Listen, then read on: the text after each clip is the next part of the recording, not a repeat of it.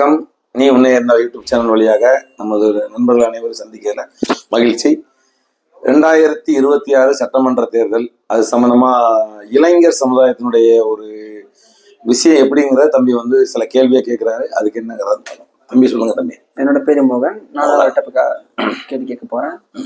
வருகின்ற 2026 சட்ட தேர்தலில் யாரு கட்சியில முன்னாடியே நிற்பாங்கன்னு நினைக்கிறீங்க? உங்களோட யூகத்தை சொல்லுங்க. அதாவது 2026 சட்டமன்ற தேர்தலில் இந்த திருப்பும் ஒரு முன்னால பாத்தீங்கன்னா 2 கட்சி 3 கட்சி இந்த மாதிரிதான் மோதல் இருக்கும்.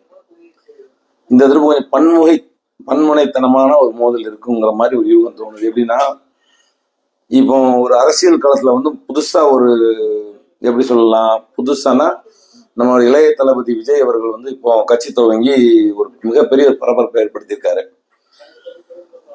இதுக்கு முன்னக்கூட்டி நம்மளுடைய தியாகச்செம்மன் சொல்லக்கூடிய விஜயகாந்த் அவர்கள் கட்சி துவங்கினாங்க. அவருடைய கூட்டங்கள், அவருடைய மக்கள் செல்வாக்கு மிக அளவில் இருந்தது.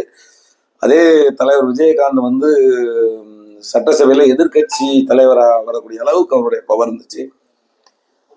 எதையுமே துணிஞ்சு கேட்கக்கூடிய ஒரு ஆற்றல், ஒரு துணிவு, தர்ம சிந்தனை.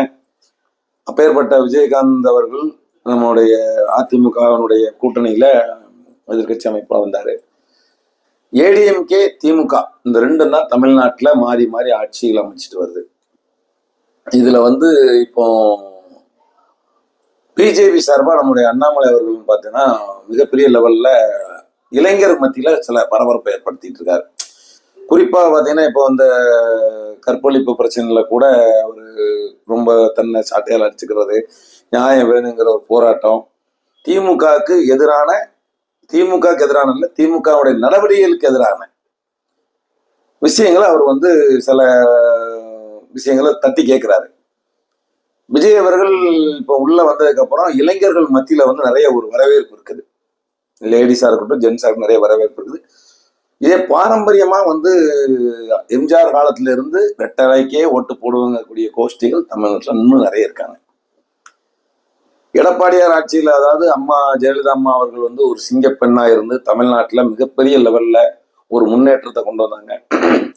அடுத்த ஜாம்பவான் அப்படின்னு சொல்ல போறாந்தா டாக்டர் கலைஞர் அவர்களும் அதே மாதிரி தமிழ்நாட்டை இந்த அளவுக்கு மாத்தி மாத்தி ஏடிஎம்கேவும் திமுகவும் மாத்தி மாத்தி ஆட்சி அமைச்சு, என்னன்னா ஒரு ஊழல் இன்னும் இருந்துட்டே தான் இருக்கு. மதுவை ஒழிக்கிறேன்னு சொல்றாங்க. மதுவை யாரும் ஒழிச்சவாடு இல்லை. இன்னைக்கு சாராய கடை இல்லைன்னு சொன்னாங்கன்னாக்கா தமிழ்நாடே இல்லை அப்படிங்கிற அளவு தான் இன்னைக்கு இருக்குது. அதுவும் போக பிளாக்ல சாராயம் விற்பனை இன்னும் அதிகமா இருக்கு. இப்போ கூட ஒரு சமீபத்துல ஒரு பிரச்சனைல பிஜேபிக்காரர் ஒரு பாரு பகல்ல திறந்துருக்குன்னு சொன்னதுக்கு வீடியோ எடுத்து போட்டாரு. அவரை உடனே அரெஸ்ட் பண்ணிட்டாங்க. கருத்து சுதந்திரம் இல்லை. யாராவது கருத்து சுதந்திரம் பேசினா திமுக ஆட்சியில உடனே அரெஸ்ட் பண்ணி உள்ள வைக்கிற மாதிரி தான் இருக்குது. ரெண்டாவது, தலைவர்கள் எல்லாமே நிறைய பேசுறாங்க. இதுக்கு முந்தின இதுல ஆட்சியில எடப்பாடியார் ஆட்சி பண்ணும்போது இதே ஐயா ஸ்டாலின் அவர்கள் என்ன சொன்னாங்கன்னா, ஒவ்வொருத்தருக்கும் 5000 ரூபாய் பொங்கல் பரிசா கொடுக்கணும் அப்படின்னு சொன்னாரு. இதே அம்மா கனிமொழி அம்மா இளம் விதவைகள் தமிழ்நாட்டுல அதிகமா இருக்காங்க. இங்க டாஸ்மார்க் இருக்கக்கூடாது, டாஸ்மார்க்கால நிறைய விதவைகள் உருவாகுறாங்க, எல்லாம் இளைஞர்கள் பூராமே போதைக்கு அடிமை ஆகுறாங்க அப்படின்னு இன்னைக்கு தீபாவளி பொங்கலுக்கு பிளான் பண்ணி இத்தனை கோடி சேல் பண்ணணும் அப்படிங்கிறத அவங்க தீர்மானம் பண்றாங்க. அப்போ சொல்றது ஒண்ணு, பேசுறது ஒண்ணா இருக்கு. இது மக்களுக்கு பழகி போச்சு. இப்ப புதுசா யாராவது வருவாங்க, நம்ம அவங்க ஆட்சி அமைப்பாங்க, நாட்டுல ஒரு நல்லது நடக்கும். டெல்லியில அரவிந்த் கெஜ்ரிவால் மிகப்பெரிய ஒரு மாற்றத்தை ஏற்படுத்தாங்க. அந்த மாதிரி தமிழ்நாடு மாறுமா அப்படின்னு இளைஞர்கள் பூராமே ஒரு ஆர்வத்தில் இருக்காங்க. அதுக்கு மாற்ற என்ன தேடுறாங்கன்னா, காங்கிரஸையோ பிஜேபியோ, ஏன்னா தேசிய கட்சிகள் ஒருபோதும் இங்க ஆட்சி அமைச்சதா சரித்திரம் இல்லை. அண்ணா காலத்துல இருந்து, எம்ஜிஆர் காலத்துல இருந்து, கலைஞர் காலத்துல இருந்து இதுவரைக்கும் தேசிய கட்சிகள் பெரும்பாலும் இங்க ஆட்சி அமைச்சது இல்லை. இங்க ஏடிஎம்கே, டிஎம்கே ரெண்டும் தான். இப்போ குறிப்பா சொல்ல போறான்னா, தமிழகத்துல திமுக மிகப்பெரிய ஒரு மாற்றத்தை ஏற்படுத்தும்னு மக்கள் எல்லாமே நினைச்சு ஒரேடியா இது பண்ணாங்க. பாராளுமன்ற தேர்தலையும் நிறைய சீட்டு கொடுத்தாங்க. ஆனா திமுக வந்து அந்த அளவுக்கு என்ன பண்ணல, மக்களுக்கு வந்து எடப்பாடியார் செஞ்சதை கூட இவங்க செய்யல. என்ன ஏடிஎம்கே ஆட்சியிலேயே நிறைய பேருக்கு அதிருப்தி இருந்துச்சு, திமுக ஆட்சியில ரொம்ப அதிருப்தி இருக்குது. இனி புதுசா விஜய் வருவாரு, வந்தா கண்டிப்பா அவருக்கு வந்து ஓரளவு கணிசமான சீட்டு கிடைச்சி ஆட்சி அமைச்சால் அவருடைய செயல்பாடு எனக்கு தெரியும். ஏன்னா மக்கள் ஏமாந்துட்டே இருக்காங்க. இனி வரக்கூடியவங்க மக்களை ஏமாத்தாம கல்வியா இருக்கட்டும், வேலை வாய்ப்பா இருக்கட்டும், முதல்ல வந்து என்னன்னா இந்த சாராயத்தை ஓச்சால நிறைய குடும்பங்கள் வந்து முன்னேறும்ங்கிறது என்னுடைய அபிப்பிராயம். அது மாதிரி வேலை வாய்ப்பு ரொம்ப கம்மியா இருக்குது. இளைஞர்கள்லாம் வந்து படிச்சது தகுந்த வேலை கிடைக்க மாட்டேங்குது. இந்த மாதிரி நிறைய ஒரு பிரச்சனைகள் இருக்கு. இதனால அண்ணன் சீமான் அவர்களும் தமிழ்னு போராடுறாரு. அப்புறம் உலக நாயகன் அவர் கட்சி ஆரம்பிச்சாரு, தனியா நின்னாரு. அவரால் பெருசா எதுவும் பண்ண முடியல, திமுகவுக்கு ஆதரவு கொடுத்துட்டாரு. அப்புறம் சமத்துவ மக்கள் கட்சி அண்ணன் சவர்த்குமாரும் அதே மாதிரி தான், அவர் வந்து பிஜேபியில இருக்காரு. அதாவது சேர்றதை பத்தி நான் எந்த விதமான இதுவும் சொல்லல. கட்சியில வந்து இணையறதையோ கூட்டணி அமைக்கிறதையோ எந்த விதமான இது இல்லை. ஆனா எந்த கூட்டணி அமைச்சாலும் மக்களுக்கு நலன் கிடைக்குமா, நான் சொல்ற புரியுதா உங்களுக்கு? இதுதான் மக்களுடைய எதிர்பார்ப்பு. இப்போ இந்த கனிமொழி அம்மா வந்து பேசும்போது எனக்கு உண்மையிலே ரொம்ப ஒரு இதா இருந்தது. என்னன்னா, இளம் விதவைகள் நிறைய ஆயிட்டாங்க, மதுபான கடை இப்போ திமுக வந்தா கண்டிப்பா மதுபானத்தை ஒழிச்சிரும் அப்படிங்கிற மாதிரி நிறைய பேர் எதிர்பார்த்தாங்க. ஆனா இப்ப திமுக ஆட்சியில போதைப் பொருள் நிறைய குறிப்பு சொல்லலாம். இன்னைக்கெல்லாம் மெட்ராஸ்ல மதுரையெல்லாம் பார்த்தோன்னா கஞ்சா அடிச்சுட்டு அவன் வீட்டை உடைக்கிறது, அவனை அடிக்கிறது, இவனை மிதிக்கிறது, அராஜகம் நிறைய போய்கிட்டு இருக்கு. இந்த அரசாங்கம் அதை கண்காணிச்சு கண்டிப்பா தடுக்கணும். காவல்துறையும் இதுக்கு கண்டிப்பா முயற்சி எடுக்கணும். ஏன்னா நான் வந்து அறிவோம் இந்து சேவா சங்கத்தின் சார்பாக நிறைய மாவட்டங்கள்ல நான் வந்து மக்களை சந்திக்கிறேன். அப்ப அவங்களுடைய குறைபாடுகள் என்னன்னா, இந்த மாதிரி ஏரியால வந்து ரவுடிகள் கட்டவுத்து விடப்பட்டிருக்காங்க. ரெண்டாவது அராஜகம் நிறைய நடக்கு. பெண்களுக்கு பாதுகாப்பு இல்லை. பெண்களுக்கு பாதுகாப்பு இந்த ஒரு விஷயமே போதுமே. பெண்களுக்கு பாதுகாப்பு இல்லை. ராத்திரி போல எந்த பெண்ணு தனியா போயிட்டு தனியா வர முடியல. அந்த மாதிரி பிரச்சனை இருக்கிறதுனால கண்டிப்பா ஆட்சி நடக்கிற ஆட்சியே ரெண்டாவது திரும்ப வந்தாலோ, இல்ல ஏடிஎம்கேல வந்தாலோ, இல்ல பிஜேபி அண்ணாமலை சார்பா வந்தாலோ, யார் வந்தாலும் மக்கள் நலம் ரொம்ப முக்கியம். முதல்ல மது ஒழிப்போம். சாராயங்கிறத நீங்க ஒரேடியா கூட நீங்க நிப்பாட்ட வேண்டாம். இந்த அவங்க சொன்ன டயத்துல காலையில 10-12 மணி டு ராத்திரி 10 மணி வரைக்கும் அது மட்டும் திறந்தா பிளாக்ல விற்கிறது, இதுதான் பெரிய அநியாயம். வேலைக்கு போறவங்க போற காலையில 6 மணிக்கு தண்ணி அடிச்சுட்டு வேலைக்கு போறதுல நிறைய குடும்பம், நிறைய பிள்ளைங்க ரொம்ப கஷ்டப்படுறாங்க. அது போக இந்த கஞ்சா, பீனு, ப்ரௌன் சுகர் இந்த மாதிரி இது பழக்கங்களுக்கு குழந்தைகள், ஸ்கூல் பிள்ளைங்க, காலேஜ் பசங்க எல்லாமே அடிக்ட் ஆகி அவங்க பண்ற அட்டகாசம் அதை விட மேல. அதனால வாழ்க்கை சீராகணும், மக்கள் நலமா இருக்கணும். நோய் நொடியில ஏகப்பட்ட வைரஸ் வருது, அது வருது, இது வருது, எல்லாமே சொல்றாங்க. இதுக்கெல்லாம் நோய் எதிர்ப்பு சக்தி முதல்ல மக்களுக்கு தேவை. நல்ல பழக்க வழக்கங்கள் இருந்தாலே மனுஷனால உயிர் வாழ முடியும். இந்த போதைக்கு அடிமையானா அறவே நிறைய பேர் குடும்ப தலைவர்கள் உயிரிழந்தாங்கன்னா அவங்களுடைய குடும்பம் ரொம்ப சீரழியும். அதனால வரக்கூடிய 2026 எலெக்ஷன்ல நம்முடைய இளைய தளபதி விஜயா முன்னாடி வந்தாலோ, இல்ல அண்ணன் சீமான் வந்தாலோ, இல்ல இதே திமுகவே மறுபடியும் ஆட்சிக்கு வந்தாலோ, நம்முடைய உதயநிதி அவர்களுடைய ஆட்சியில மக்களுக்கு நலன் என்ன வேணுமோ அதான் நம்ம விரும்புறோம். எடப்பாடியார் வந்தாலும் ரொம்ப ரொம்ப சந்தோஷம். அங்கே 2 பிரிவா இருக்கு. எடப்பாடியார் தனியா இருக்காங்க, ஓபிஎஸ் தனியா இருக்காங்க, இப்போ பன்னீர்செல்வம் தனியா. இப்போ எல்லாமே ஒண்ணு சேர்ந்து மக்களுக்கு நலனை கொடுக்கிற எந்த ஆட்சியும் மக்கள் விரும்புவாங்க, மக்கள் எதிர்பார்க்கறாங்க. நீங்க என்ன எதிர்பார்ப்பீங்க? படிச்சிருக்கீங்க, என்ன எதிர்பார்ப்பீங்க? கல்வி. கல்விக்கு அடுத்தபடியா வேலை வாய்ப்பு. அப்ப படிச்சதுக்கு தானே வேலை வாய்ப்பு இருந்தா தான் உங்களால வந்து அடுத்தெடுக்க முடியும். அவங்க அரசாங்கம் வந்து உங்களை இந்த மாதிரி படிச்சவங்களுக்கு வேலை வாய்ப்புக்கு அவங்க வந்து முன்னுரிமை கொடுக்கணும்ல. அதான் கேட்கணும். இப்ப நீங்க படிச்சுட்டு நீங்க எங்கேயோ ஒரு சுயமா வேலை பார்க்கறதுக்கு அவ்வளவுதான் படிக்கணும். அதுக்கு ஆரம்பத்துல விவசாயம் பார்த்துட்டு போயிடலாம், இல்ல ஏதாவது டீ கடையில ஹோட்டல் கடையில வேலை பார்த்துட்டு போயிடலாம்ல.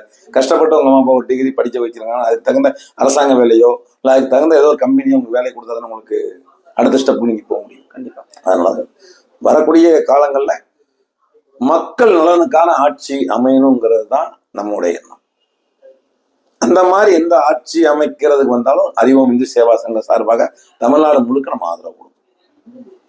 நம்ம வந்து ஒரு இன்னைக்கு வந்து கட்சி தாவறது, கட்சிக்கு ஆதரவு கொடுக்கறது எல்லாமே பாத்தீங்கன்னா அதாவது ஒவ்வொரு கட்சிகளும் தனக்கு கல்லா கட்டுறது தான் பாக்குறாங்களுடைய மக்கள் நலனுக்காக யாரும் பாக்குறது இல்லை. அப்படி பார்த்தவங்களால ஆட்சி அமைக்க முடியல. அதனால இப்ப இன்னைக்கு ஆட்சி ஏன் கீழ்த்தரமா போகுதுன்னா, வச்சிருக்க கூட்டணிகள் வந்து அவங்க கொடுக்கக்கூடிய ப்ரெஷர் வந்து அந்த மாதிரி சூழ்நிலை இருக்கு. இதை மாற்றி அமைக்கணும்னா தனி பெரும்பான்மையோட நம்மளோட பிஜேபியே இன்னைக்கு அண்ணாமலை சார்பில் வந்து தனியா அந்த அளவுக்கு யாரு ஜெயிக்கிறோமோ இல்லையோ கண்டிப்பா அண்ணாமலை வந்து கண்டிப்பா ஜெயிச்சாகணும். ஏன்னு கேட்டீங்கன்னா இளைஞர்கள் நிறைய பேர் வரவேற்கிறாங்க. நிறைய குற்றங்களை வந்து அவர் வந்து கண்டுபிடிச்சு சொல்றாரு. ஏன்னா இப்ப நம்ம ஒரு குற்றத்தை சொன்னோம்னா முதல்ல நம்மளத்தையும் உள்ள போட தான் பார்ப்பாங்க. நமக்கு நிறைய குற்றங்கள் தெரியும், என்னென்ன நடக்குன்னு தெரியும், என்னென்ன தப்பு நடக்கு, எந்தெந்த ஊர் நடக்கு, யாரால் நடக்கு, அரசியல்வாதிகளால் நடக்குதா, பணக்காரங்கள் நடக்குதா, எதாவது நடக்குது நமக்கு எல்லாம் தெரியும். நம்மளால வெளிப்படை என்ன செய்ய முடியாது, சொல்ல முடியாது, பேச முடியாது. அப்போ ஒரு பேசக்கூடிய இடத்துல இருக்காங்கன்னா மத்திய அரசாங்கத்தினுடைய நேரடி பார்வையில் அண்ணாமலை இருக்காரு. அப்ப அவர் இறங்கி கேள்விகள் கேட்கலாம், சாட்டையால் அடிக்கலாம், சாட்டையை திருப்பி அடிக்கலாம், சாட்டையால் தனக்க அடிக்கலாம், வாய் சாட்டையால் அவர் நிறைய விஷயங்கள் கேட்கிறாரு. அதை நம்மளால ஆதங்கமா ஒரு அதிகாரப்பூர்வமா கேட்க முடியலைன்னு தன்னைத்தானே சண்டையில் அடிக்கிறாரு. இதை நிறைய பேர் ட்ரோல் பண்றாங்க, கேலி பண்றாங்க, கிண்டல் பண்றாங்க. அவள் ஆனா நியாயத்துக்காக தான் கேட்கறாங்க. இதே இன்னைக்கு திமுக ஆட்சியில் இந்த மாதிரி ஒரு இது நடந்திருக்குன்னா அவங்களே அவங்க ஸ்டாலின் அவர்கள் என்ன சொன்னாங்க, என் கட்சியில இருக்கக்கூடிய யாரா இருந்தாலும் தவறு பண்ண நான் பார்த்துட்டு சும்மா இருக்க மாட்டேன்னு சொன்னாங்க. இன்னைக்கு அந்த பிள்ளைக்கு நீதி கிடைச்சிருக்கான். முன்னாடி ஒரு பிள்ளை வந்து ஸ்கூலுக்கு போற பிள்ளை செப்டிக் டேங்க்ல விழுந்துருச்சு அப்படிங்கிறாங்க.